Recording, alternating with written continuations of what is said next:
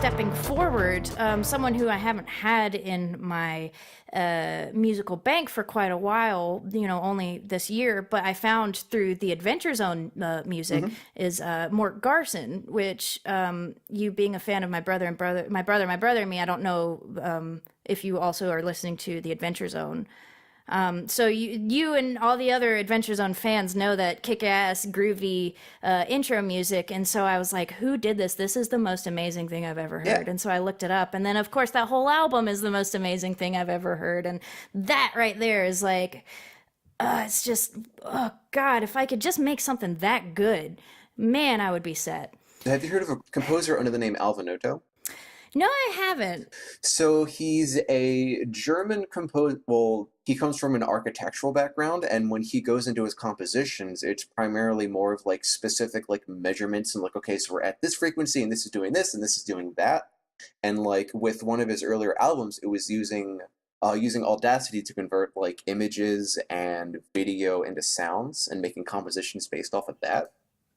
Yes, I've heard of that like glitch method. There was somebody that I went to university with who was playing with that sort of thing to embed sound glitches into fine art prints that he was making. Oh, So that's okay. really cool to hear that somebody is using that in a musical setting. Oh, certainly. And I think it also, well, something you had touched on is like what you feel to be a kind of inadequacy with like your musical upbringing. Like he like doesn't come from a musical background at all. Like it's primarily just from like a numbers and architecture.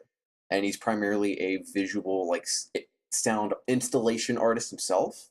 So, I Mm. mean, everybody comes from a different perspective. I think that that's so fascinating, and I'm glad that you let me know about him. There's something like I love this people would call it pretentious, but this like super conceptual, like of course we're going to use numbers to create electronic music because it's in a medium that is based off of numbers and data, and that makes perfect sense to go that route. And I love that forethought and that depth to it, whereas maybe most people would just be like you know, electronic music makes perfect sense to approach from a numbers and a analytical sort of data Mhm. standpoint, just because of the nature of the medium that you're using to create it. If you are working on a machine that operates within this realm of data and numbers, then I love the tie between the approach and the medium like that. I think that that's very poignant. Certainly, and I think it also lends itself to a more conceptual like procedure as well, especially like you like coming from more of a conceptual artistic like process. Like it's much easier to approach like a more like experimental composition with the idea of, hey, so I'm going to take this like scientific concept or like this abstract concept of an emotion or something and like imbue like all of these like external ideas into it, as opposed to taking like a specific genre and like trying to stretch it and make it, I mean, what would end up being experimental in of itself. I think that that is a, a fantastic way to sort of convey how I approach music, because um, genre be damned for me. I really don't want to put myself in a box. Certainly. And I think that concept and sometimes experimentation for its own sake is more fulfilling than trying to make like the next whatever freaking, I don't know what the heck are kids listening to nowadays, like acid trap, like what the Way to heck. make me feel old, Jesus. um Yes, certainly. And I know that like I probably sound like the beret wearing, clove smoking, mime shirt In a wearing art cafe, student right now. smoking a Yes, cigar, yeah. exactly. Yes, but I have to be true to myself because that's kind of who I am to some Yeah, extent when it comes to art. So I will say I don't think that everybody has to think that way, no, and I certainly, just because I approach my art and see values in certain types of art doesn't mean that other types of art are of valueless. course. So going back to earlier in the interview, you'd mentioned that with your visual pieces, you tend to work within restrictions. Like, say, if there is a certain theme you're going after, then like you'll pull from the color palette. Where and like with your earlier music stuff, like when you were working in Milky Tracker, like you set the restriction of working in that kind of frame, working with those kind of sounds. But then in like the Ableton setup, it seems like that's more freeing yourself not only in the kind of sounds you can get, but also in the structure as well, because like you can set, okay, so we're gonna have scene here, scene here, scene here, we're gonna go here, here, here, go back to here, and it's not all you need to do. I mean, it's not just like all you need to do is just push a button, but like it just gives you the more freedom to actually achieve that. Yes, and I actually have I think I have one or two different sort of, I play them at drone fests Hmm. that my friends put on, but I don't know if they're necessarily drone music. They're just sort of more free form, almost like maybe electronic jazz without the jazz scales, Nice. is a way to think of it. And it's just a bunch of stuff that I just sort of intuitively go in and out of triggering this clip and, back and forth and on until I decide that it's done. Yeah. And I like that as an art piece because it's, never the same twice and that sort of thing. Generative, whatever. Yeah, so I'll probably send that to you just Yeah, for your own listening experience. please.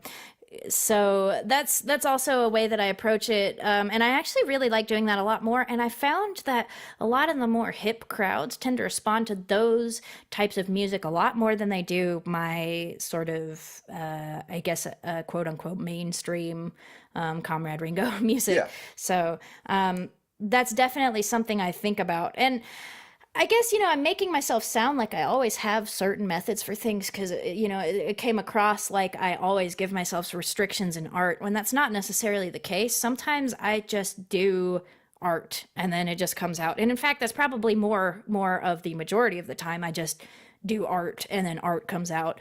I think maybe the tendency to start thinking about giving myself restrictions started when I was in Hmm. school. And so I apply this kind of to all of my creative ventures in that I know that doing studies and giving yourself these limitations and setting out to do something and achieving that are all sort of like the art version of eating your vegetables. You have to do it to get better or stronger or whatever. So Yeah. musically and visually art wise, all of these things are things that I do intermittently when I decide that I'm getting too off the rails Of for my course. liking. Definitely. Well, and it's also a nice way to kind of like once like not like you just need inspiration to do things, but once that like idea hits, kind of buckling down and eating your vegetables, like that's a nice way to actually like set yourself up to be able to do that effectively.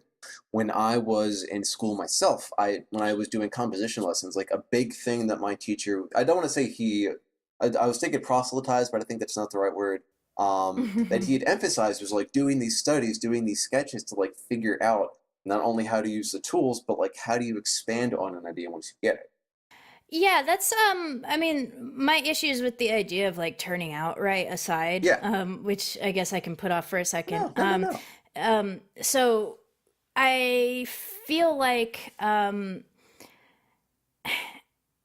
it's important to definitely to again, like I was saying, like just when you go in a Yeah, direction, you want to go in that direction. You want to actually do it. You don't want to happen to end up in that direction, certainly. I think is what I'm trying to say. So like the to having the full control, the choice to maybe abandon or adhere to stylistic convention and that can happen both musically or visually. On the one hand, there are a lot of things. I ran into this a lot in school, where so many people I feel like don't even understand how influenced they are by the cultural definition of what art is, and in particular, what good art Yeah, is. And they don't even know to what extent they are wrapped up in this. And so, interacting with people who don't understand what's important to an artist can be really frustrating. mm-hmm. I totally agree. So, so for example, in my art at school, I knew that taking a life drawing class and representing the figure accurately to real life as the best of my ability as I can with charcoal was important to gaining the artistic control that I can use to either draw someone from real life or not. Yeah. And I think a lot of people get caught up in the or not part. They don't really like when you choose to do something weird or different or something like Yeah. that, and therefore they think that it is bad inherently just because it's not like what historically everybody has said is good and perfect and great. I mean, people it's just really I don't maybe I don't want to sound like I'm talking down No, to not at all. anybody in their understanding of art at all, but there are people who maybe aren't educated fully on art history, and then they speak as though Michelangelo or Da Vinci or whoever is like the top of the top. But then you look at freaking Renaissance era sculptures of women, and they look like cisgender dudes with like oranges on their chest. So Yeah. like that's not the representation of like a cis female body that so it's kind of like, how are they the best artist when they can't really get the figure right? And I know a lot of that has to do with like they couldn't really get female models, blah blah blah, whatever. Yeah. But what I'm saying is people don't account for the fact that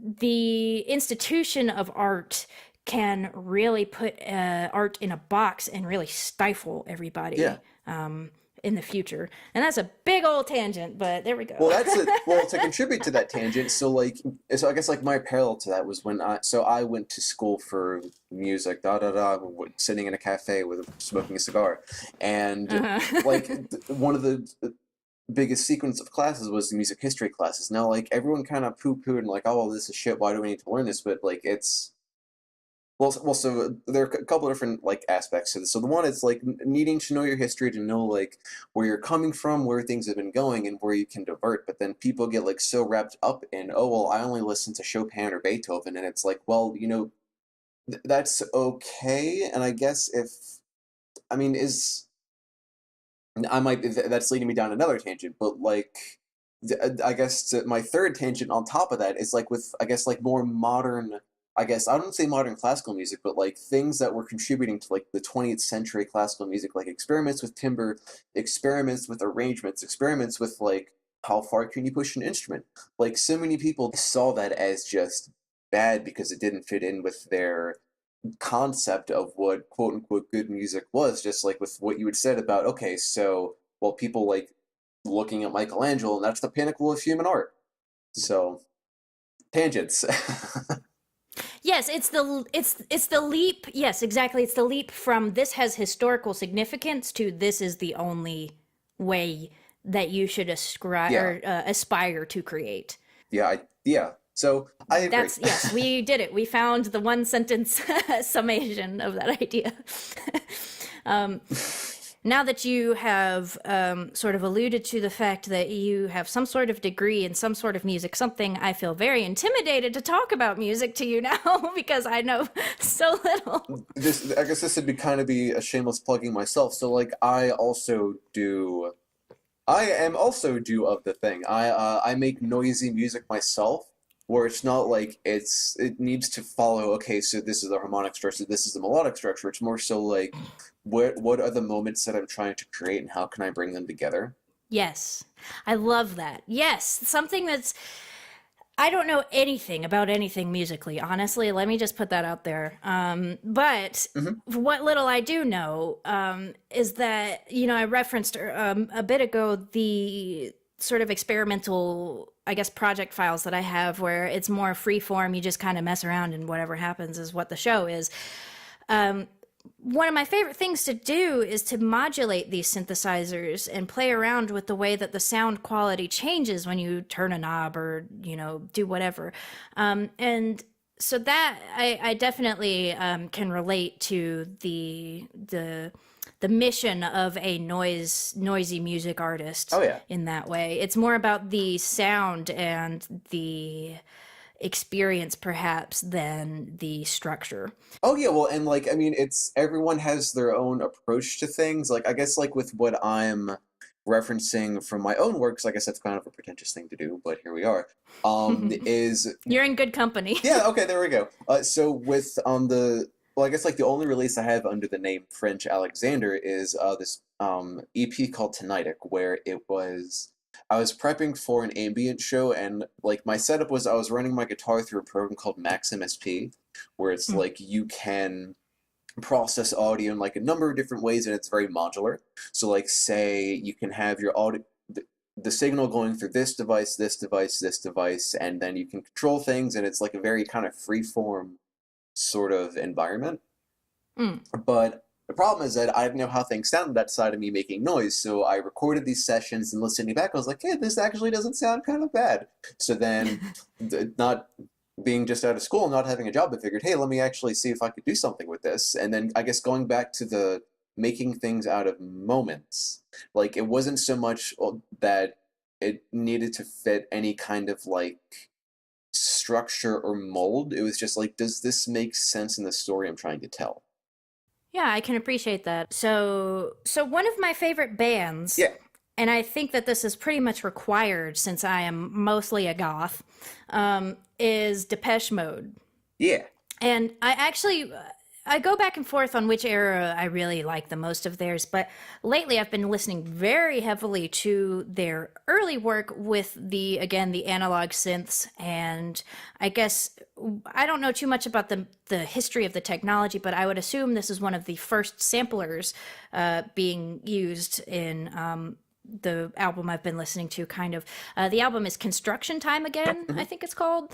And so there's a ton of industrial noises and there's a ton of repeated noises, and you can tell it's like, okay, we have the sample and then we have it pitched down right afterwards. So it's obviously being used by some sort of sampler and then mapped to some sort of like MIDI arrangement type dealy. And so Depeche Mode resonates with me creatively for several reasons. One of them being the sort of goth and like brooding emotional sensibility, which is something that I love to bring into my artwork, even though I'm not maybe necessarily in that place emotionally as I have been for most of my life. It's still something that I love the sound of it, even if I don't necessarily feel the way that the music implies that I feel. Yeah. But there's, I don't know, also it's a very like sensual and sexual kind of music. And for me, I didn't get to speak about my visual art inspiration, I don't think, Go at ahead. length, but I'll get there in a little bit. But in both art and music, I think the sexuality and the sort of like rock star and the dark brooding sort of thing is what I really like.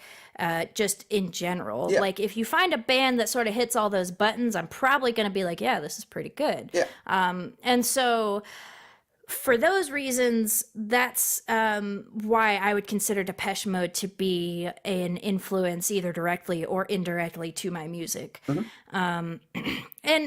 And I actually kind of wish that there was somebody around here, like a singer with a range sort of around that of Dave Gahan's, because his voice is just beautiful. And I would love to do the backing music for some, thin goth dude, I don't know, doing coke on stage or whatever it is goth dudes do. Yeah.